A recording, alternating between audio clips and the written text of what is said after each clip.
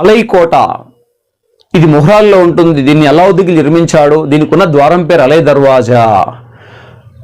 ఫిరోజ్ షా కోట్ల అనేది ఫిరోజ్ షా తుగ్లక్ నిర్మించడం జరిగింది.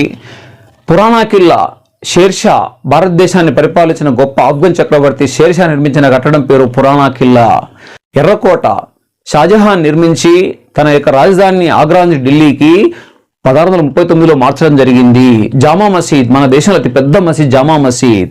ఎర్రకోటలో ఉండే మసీద్ పేరు మోతీ మసీద్, కానీ మన దేశంలో అతి పెద్ద మసీద్ జామా మసీద్. దీన్ని కూడా షాజహాన్ నిర్మించాడు. జంతర్ మంతర్, ఒకనాడు జైపూర్ రాజు కాలమానాన్ని తెలుసుకునేందుకు కోసం దేశంలో పలు చోట్ల జంతర్ మంతర్ నిర్మించాడు. అందులో ఒక జంతర్ మంతర్ ఎక్కడుందంటే ఢిల్లీలో ఉంటుంది. లోటస్ టెంపుల్, ఇది ఆధునిక టెంపుల్, అంటే బహాయ్ మతానికి చెందినటువంటి దేవాలయం. ఇది 1980sలో నిర్మించారు. మన దేశంలో అతి పెద్ద ఆధునిక దేవాలయం అక్షరధామం దేవాలయం కూడా ఢిల్లీలోనే ఉంటుంది. ప్రముఖ సమాధులు నెహ్రూ సమాధి, శాంతివనం, ఇందిరాగాంధీ సమాధి, శక్తిస్థల్, రాజీవ్ గాంధీ వీరభూమి, ఇలా ఎంతో మంది ప్రముఖ వ్యక్తుల యొక్క సమాధులు.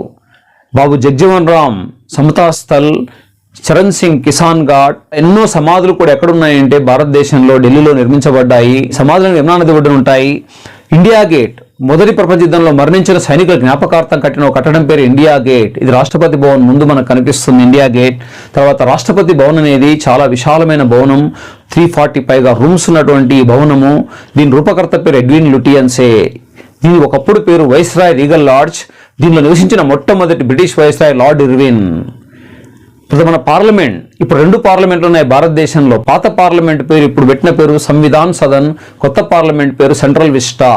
పాత పార్లమెంట్ యొక్క రూపకర్త పేరు హెర్బర్ట్ బేకర్. ఎడ్విన్ లుటియన్స్ తో కలిపి హెర్బర్ట్ బేకర్ డిజైన్ చేశాడు. అయితే కొత్త పార్లమెంట్ రూపకర్త బిమల్ పటేల్.